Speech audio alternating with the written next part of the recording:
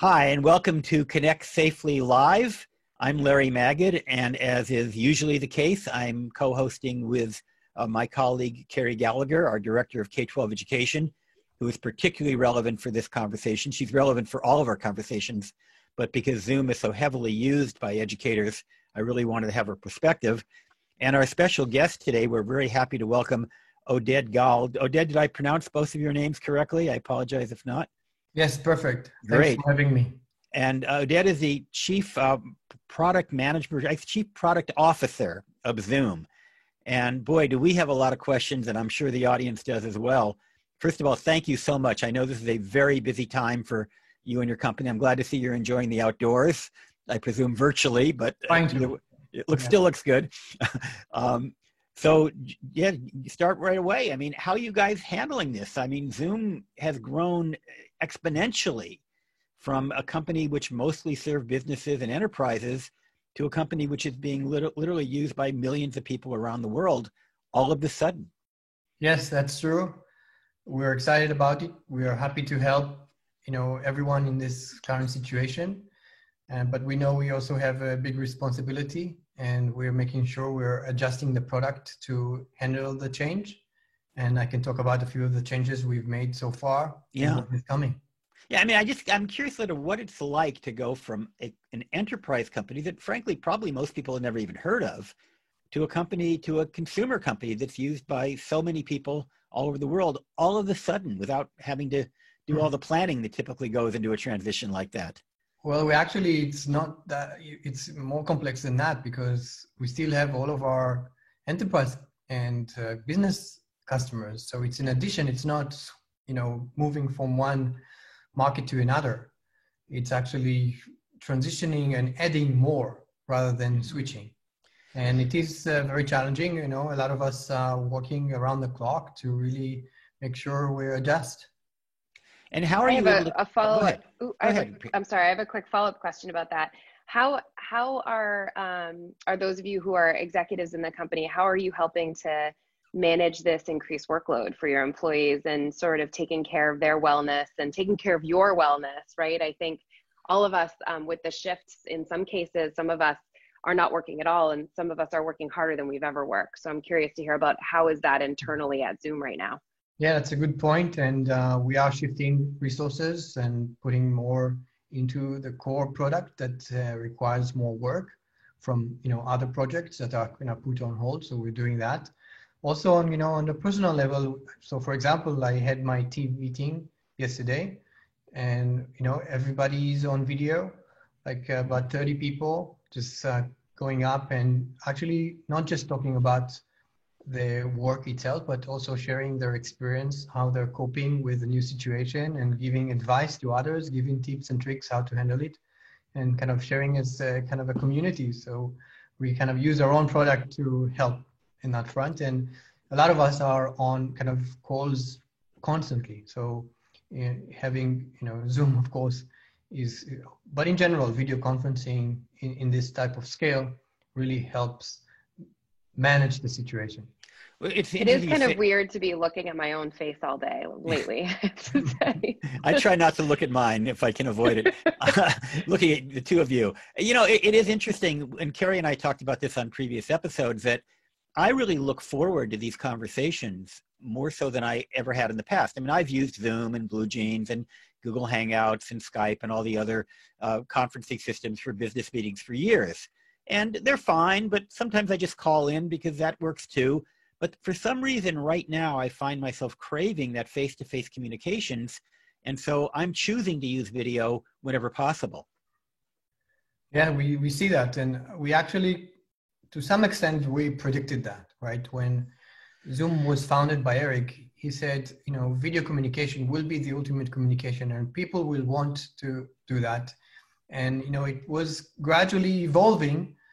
And the current situation kind of accelerated that.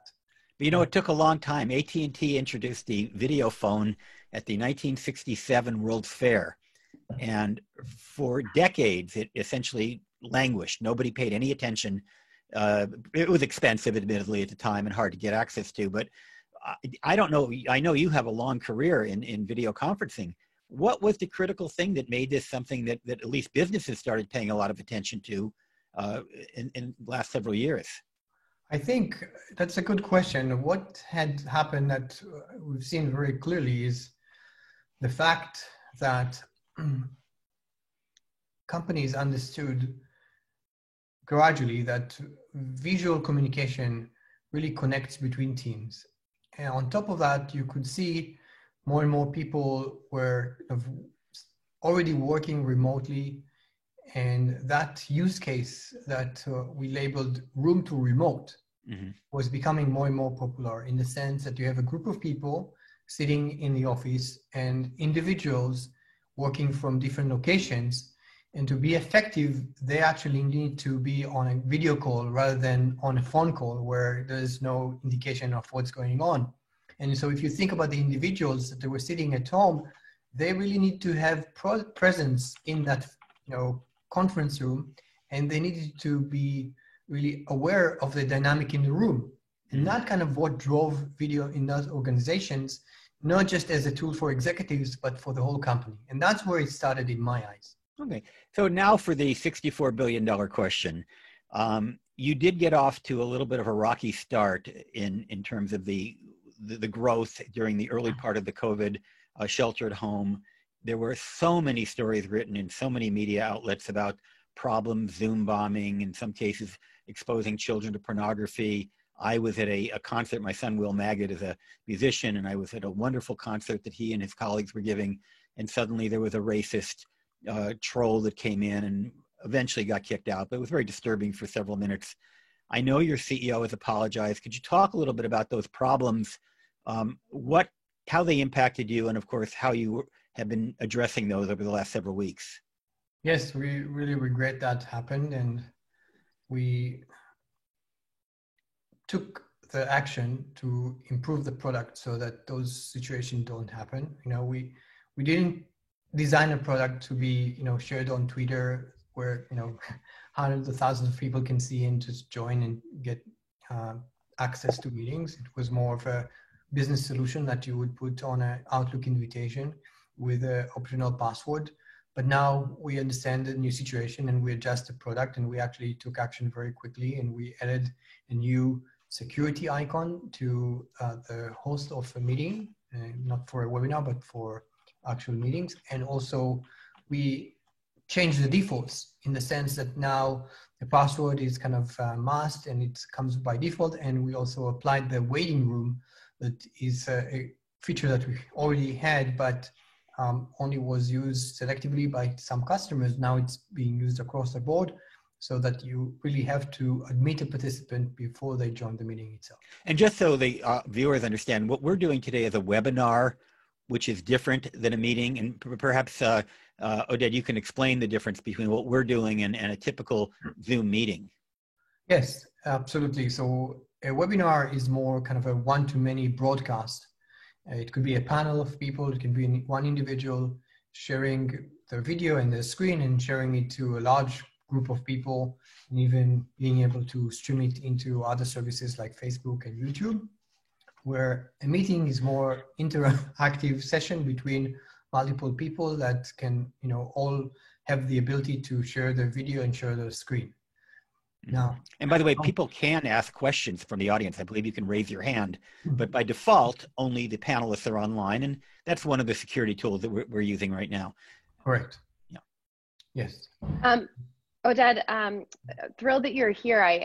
In my role at my school, my title is assistant principal for teaching and learning, but one of my jobs was to help set the vision for our transition to remote learning for all of our teachers and students, and work with the rest of the leadership team on developing our policies and figuring out which tools we were going to use to make that happen.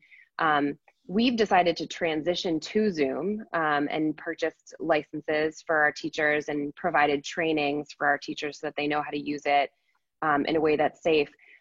On the other hand, there are lots of teachers who started using the free version right away, and now their school administrators are telling them not to use Zoom. So I'm wondering if you could talk a little bit about why that happened, and maybe why these schools are making these decisions, and what maybe you would like these these administrators and school leaders to know about Zoom?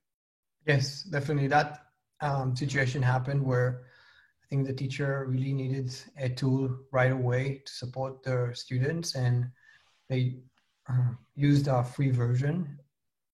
The difference between the free version and the paid one is that it's built for a group, in the sense that you have a central management system, and the administrator of the service, in this it could be a school district, and even to the level of the Department of Education, can, based on their policies, existing policies, apply it to the Zoom service as well.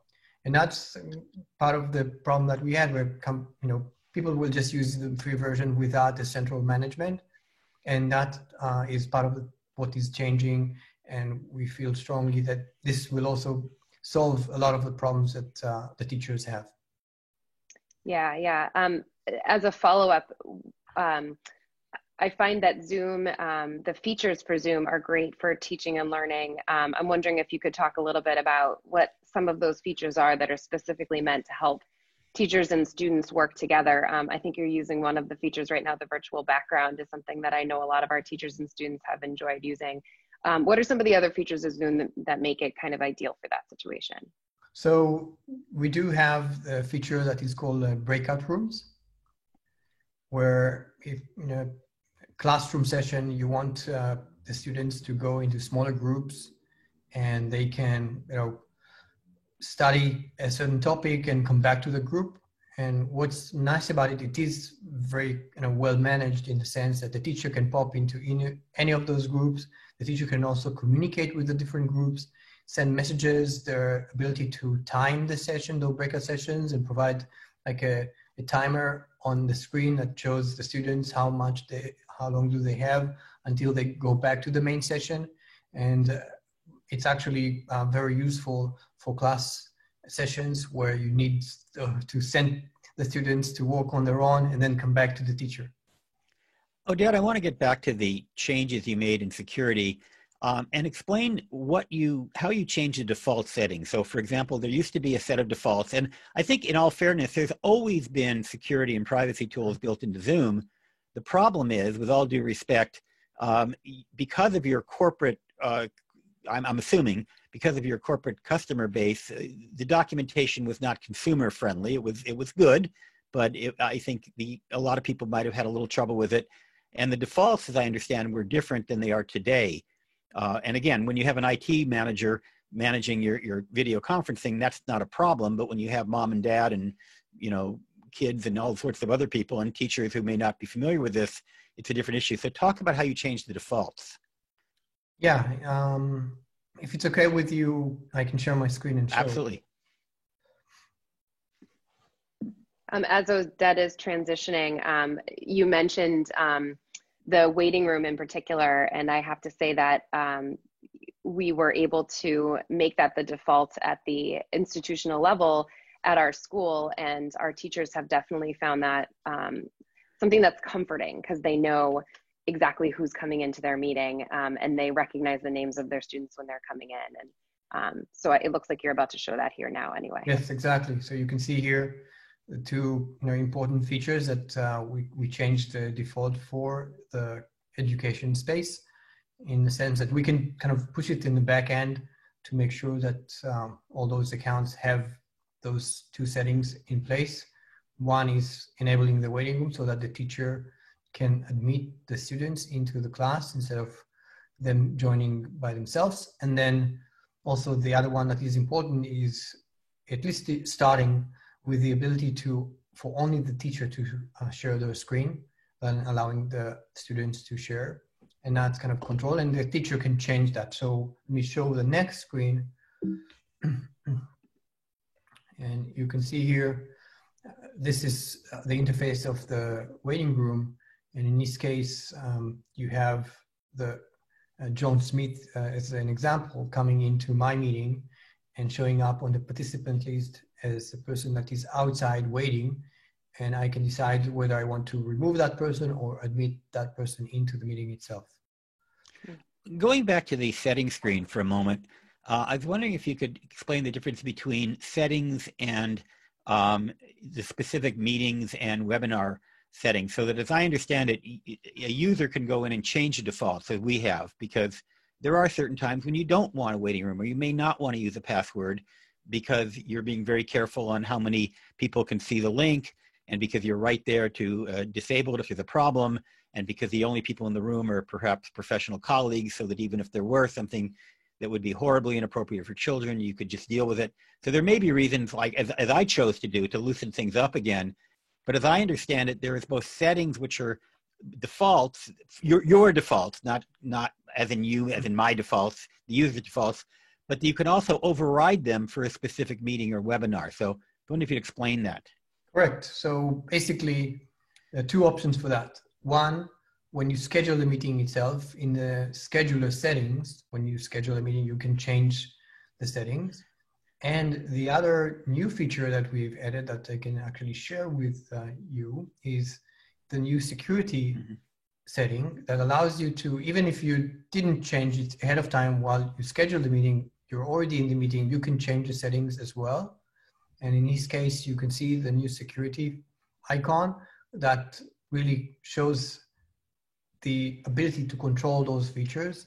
One in this situation is the lock meeting or enable waiting room. So if you don't want to have the waiting room on, you can kind of just disable it for this meeting while you're in a meeting, or again, you can go back to the specific meeting itself and disable it for that meeting.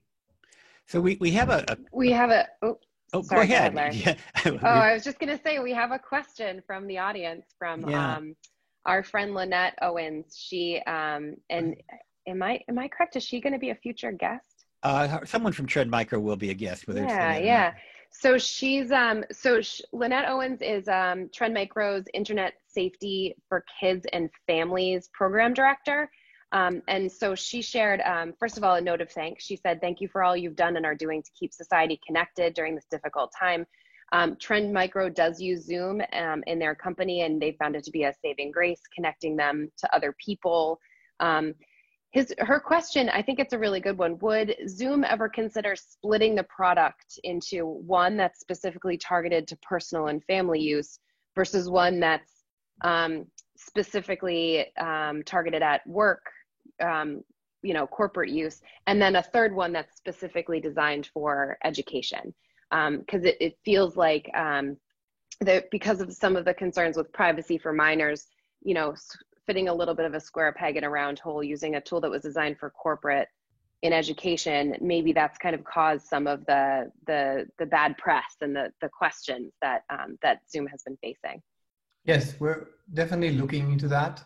The one way to do this is, like you mentioned when the question was raised, where you can split the products. The other way to do it is provide better way to choose your use case in the product itself. So building kind of meeting modes and allowing a teacher, for example, to choose, oh, this is a one-on-one meeting with my student, I'll choose this mode. And this is a classroom setting, I'll choose another mode. And also kind of trying to address the different settings through a kind of a mode or a template that allows more ease of use and doesn't require too much kind of diving into the specifics of the settings to really understand what to choose, but rather does it for you. So there are different approaches to doing that, and we are considering both. So getting back to that security icon that you have that's on the bottom of the screen, if despite all of your best intentions, you're in the middle of a meeting and a troll does come in and starts to disrupt you, what tools are in place to silence and or eject that person as quickly as possible? Yes, so if I go back to the slide, let me do that, 1 second. I love it. We're actually able to do a show. And, if this were actually broadcast TV, this would be much harder. So great. They'd have to have these slides prepared in advance. So you can see, let me go back 1 slide. We have the remove participant.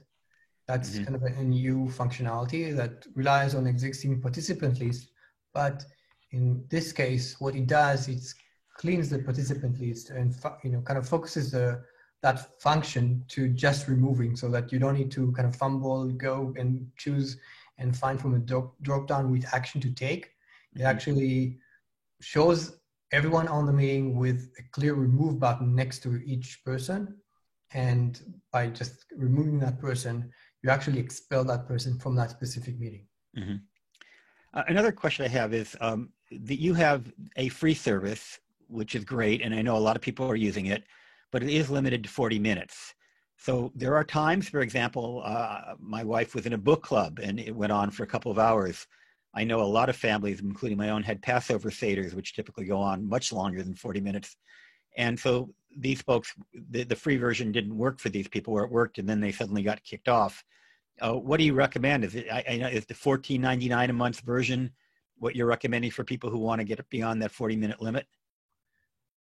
Yeah, so first, I just want to kind of mention that we have kind of removed that limitation for all schools in the US and other countries, and to really address that problem, at least for the education world. Good.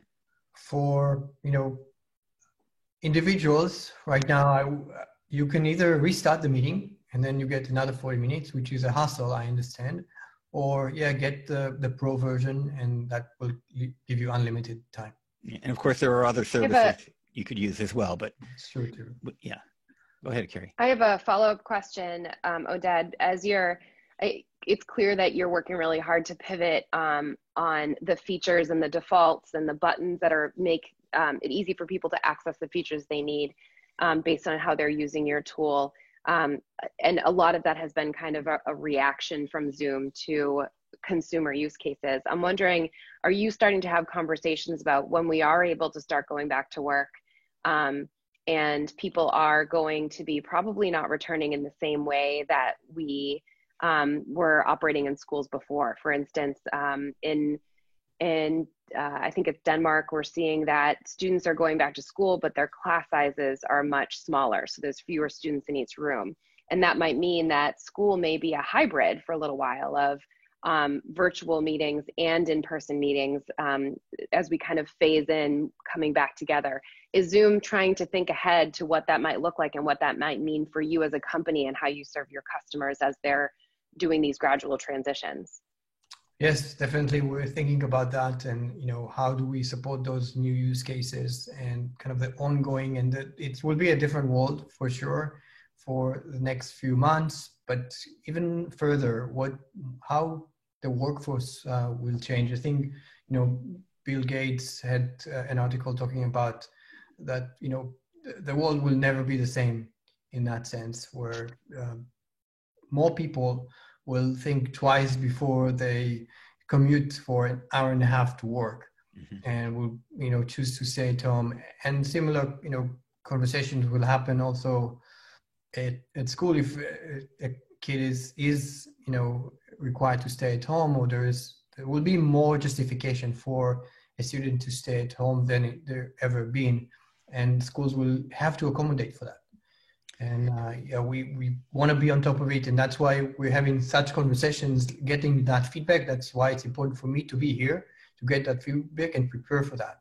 So if the audience has any advice for us as developers of the software, I would be happy to hear. And really, we've been known for listening to our customers, and now it's even more important than ever. I want to make an observation. The other, go ahead. I have a quick follow-up, Larry. The other thing that's been interesting is I'm seeing I have an 8-year-old and an 11-year-old here at home with me. So I'm working from home and also helping my own children with their remote learning. And they've gotten pretty good at online meetings with their teachers, and they've started to learn some of the norms, like mute yourself when you're not talking, and making sure you're visible, your entire face is visible on screen, not just sort of your nose and your eyebrows, right? I'm wondering, has Zoom published or shared any kind of guidelines for what makes a virtual meeting like the ones that we've been doing high quality to help people learn these kind of digital citizenship standards of virtual meetings, and how has Zoom shared that? Well, we do have an article and a video that is available on our website. And if I have time, I can kind of go in and find it. But that's something that is really helpful in the sense that even making sure that your light is in the right angle and that you choose the right camera and all those little details that make you show up in a better way in a meeting and also consume the meeting in a better way on the other side. Yeah, I'm really glad. A lot of my colleagues really like the feature that allows you to like smooth your appearance in Zoom. That's been very popular among some of my colleagues who are teachers who maybe aren't putting on as much makeup as they used to when they went to work. So I could use that in real life too. I'm glad you brought that up, Carrie. And by the way, if you go to connectsafely.org, you'll find our tips on using Zoom. And I believe we have some of those. I mean, a couple of things. Just think about the background. I actually did clean up my office a little bit. If I were to take a wide shot, you would see it's not perfectly clean, but I did pay some attention to my background because it was getting a little sloppy. Be aware of if other people are in your home who might walk into the frame, that might be okay, but they need to be dressed appropriately, of course. And sounds, barking dogs, which Carrie, you've been guilty of, or your dog's been guilty of. Mine too. Yep. Yeah, that happens as well. Packages get delivered in the middle of Zoom calls all the time, and there's the dog barks at the mailman. That's his job. Oded, I wonder if you could talk a little bit about some of the maybe less known features of Zoom that kind of the Easter eggs or the hidden gems that maybe some of us are not yet aware of that we might want to take advantage of. For example, the smoothing interface was a good example. Definitely. So one very kind of, it's a little bit hidden, but a lot of people already found it. It's more for kind of music lessons and singing, where you can choose a setting that is called original sound. And when you turn it on, it actually takes off all the filters that try to reduce background noise in a regular voice conversation and provides a kind of a wider range of sounds that can be recorded by the system and sent out to the participants. The downside of it is that, you know, it doesn't have all the fancy echo cancellation and all that good stuff that allows you to just speak freely without creating echo. So it is recommended to put like a studio headset or just a over-the-ear headset with a microphone. But then people can sing, and we have a lot of music teachers using that feature where they record their piano music and sometimes sing while doing that. Yeah, and of course, people are actually using it for music instruction. I mentioned my son is doing 2 concerts a week. One is on Zoom on Thursday night, which is something he charges for. It's closed, and then an open one at noon on Facebook. And I'm amazed at how good the sound quality is. Now, like my son, maybe some of you can see this. This is actually a broadcast studio that I'm in. Nice. This is my CBS microphone. So, I've upgraded my sound system a bit over your typical webcam camera. But there are ways that you can get very professional audio, as well as with proper lighting and makeup and such things, you can get amazing video as well.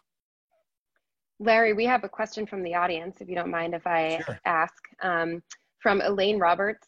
This is a great question, and this connects back to the live broadcast we did earlier this week, because it's really related to domestic violence. And, under these circumstances, victims or survivors of domestic violence are kind of thrown into, in some cases, a more difficult situation, and they're looking for ways to reach out for help. And so this question is asking for agencies that work with vulnerable populations, such as domestic violence survivors, is there a plan to introduce end-to-end encryption for communication outside of the expensive BAA option? Or maybe, is that end-to-end encryption something that Zoom should be looking into for the sake of children who might be using it for school as well? We're looking into it, and we may allow it in certain situations. So that's something that we're considering. And in addition, if I can do another follow-up question, I'm actually on Facebook where we're streaming this live as well. We had some problems the other day streaming to Facebook, but it worked today. It wasn't on your end. We think it was on the Facebook end, them being overwhelmed. But anyway, we have a question. Can users reorganize the gallery mode so that people can see their core team at the same time? So that's a feature that we are working on, which I'm assuming that's the request is. So one, you can You can pin or spotlight a participant, but you can only do it one at a time. Mm-hmm. And another question also on Facebook, is there a way to speak with a smaller team, i.e. one or two people, within a larger meeting, like a side room within a meeting? Yes. So that's what I mentioned, the breakout room feature that needs to be enabled. Once you have that, the host of the meeting can actually separate people into different groups and then send them to those groups and back into the main meeting. Mm-hmm. This has been, as we mentioned earlier, an unprecedented period for the whole world, including Zoom. And I'm thinking about, and this is more of an observation, but I'd love to get both of your thoughts on this. We're dealing with a crisis that we could only see coming maybe in November or December, depending upon how you look at it. But there's another crisis that's looming in our world that we've been seeing coming for many years, and we know it's coming, which is climate change. It's already here. And we don't know what climate change is going to do, but we know that there are scenarios from very reputable scientists of the same caliber who have been warning us about COVID-19, who are warning us about severe social, economic, human impact if climate change continues unabated. I'm wondering whether or not this crisis has, number one, caused us to pay more attention to what scientists are saying, and two, whether the way we're responding to this crisis, which is to spend more time at home, and we've talked earlier about the fact that it may change the commute structure going forward, it may mean smaller classrooms, whether that actually, in the long run, could be part of the solution to climate change. Yeah, it is possible. I do, feel that people, at least it's a notion, it's not, scientific, but people are more conscious now, thinking, kind of open their mind, hey, let's stop and think, right? How is the humanity impacting the environment more than in the past? I know there are a lot of people who were already doing that, but it's kind of stronger now. That's at least a notion from, watching interviews and looking into, some of the social networks.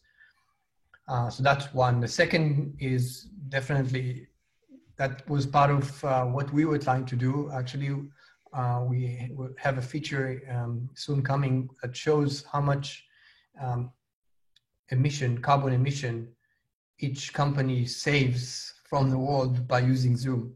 So that's kind of following up on that, and you will be able to go to the dashboard and see what is the level of carbon emission that you saved based on how much you use Zoom. Are you adjusting for the fact that when you go online, you're also using resources as well? So it's not a complete, there's some cost and probably a much larger gain.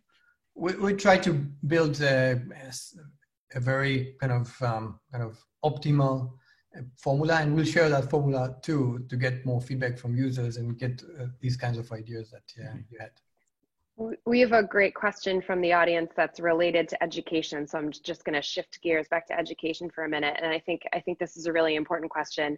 Does Zoom have any features that we could highlight that will help teachers reach students with special needs? So for instance, what if a student is blind or deaf? How can Zoom still be used with those students? Or what if a student maybe has a reading disability, and so even like reading the features and stuff would be challenging? Like how can we empower teachers to use Zoom to reach those students who may not necessarily be able to engage the same way as a student who doesn't have a disability? Yeah, actually our product is very much tuned to accessibility requirements. And so you can use it with a screen reader, and we have all kinds of other capabilities that allow disabled students to participate in meetings. And so if you go into the accessibility aspect of our product in the support page, you'll be able to really get more information about that. And if you want to ask questions, you can ask a question to access@zoom.us, and a special team that will be able to answer specific questions around that. And speaking of questions, we have another question from the audience, and it has to do with personally identifying information from users. And I have seen some stories about concerns about what information Zoom is collecting. And I won't read the entire one, but they want to know what your policies are, and if you're considering changing the time that you retain PII, personal information, to help keep population safe in terms of privacy. Yeah, we This is did especially update. concerning for K-12 too, because of, you know, the rules for PII for children are really different than for adults as well. So one thing around children is that children below the age of 16 use the system without logging in, meaning they don't need an account. They just, you know, get into the meeting without having an account. So that is something we support. We do have privacy policies that we have updated, and we really are committed to that. And so people can read that on our website and understand what we're doing, and they will see that they can be really, and we're doing all that we can to maintain the privacy of our users. And so, and also from a school standpoint, there is a special kind of privacy policy that relates to education institutes. And like you mentioned, Carrie, if the school is providing that service in a managed way, they can also address the policies of the school. And if they do want to have accounts at Zoom, it will all go through the school rather than go through us. And so that is managed by the school rather than through Zoom. You're addressing school issues and privacy issues right now, but I'm wondering if you have a message for whether it's New York City or any other school district that has or is considering blocking the use of Zoom in their school district. What would you say to them if you could be sitting down right now in front of the superintendent? So one, we did address some of the things that bubbled up because of the situation. And also it's important to work directly with us, and rather than going and signing up for free accounts and using those free accounts, if they go through us directly and we have a big EDU team that can support them, then those situations will not occur. Mm-hmm. Carrie, we're about to wrap up. Any other questions, or Oded, any other comments you'd like to make? No, I just wanted to say thank you for you and Carrie and all, you know, this webcast. We really want to share with the different users how best to use our product. Really want to help people deal with the situation. So thank you again. And if it's all right with you, Oded, I'd like to invite the audience, if you have further questions going forward, to send them to admin@connectsafely.org so we can pass them on and get people a response by email, if you don't mind some follow-up. Sure. Great. Carrie, last thoughts? Thank you. Yeah, thank you. Thank you so much, Oded, for being with us, and thank you for being honest about the struggles that Zoom has faced. And, you know, we look forward to seeing, number one, how people continue to stay connected using this tool and many of the other wonderful tools that are out there. And number two, seeing what's next for Zoom and for us as we sort of get over this curve and are able to come back together. And thank you for providing, maintaining, and keeping this platform going. As I said at the outset, it's impressive that you're able to continue this going with the amount of scaling that you've had to do so very, very quickly. So that's it for an episode of Connect Safely Live. Join us here every Tuesday and Thursday at 10 a.m. Eastern, 1 p.m. Pacific. We have a lot of great guests coming up from other companies and nonprofits and education. So we're going to keep at this. We may even keep at this after this crisis is over, because we're learning a lot about how to be broadcasters now. We've been doing podcasting for a long time. Now you get to see us as well. So again, I want to thank, of course, my colleague and friend, Carrie Gallagher, and our guest, Oded Gal, Chief Product Officer of Zoom. Thank you very much. Thank you, Larry. Thank you, Oded.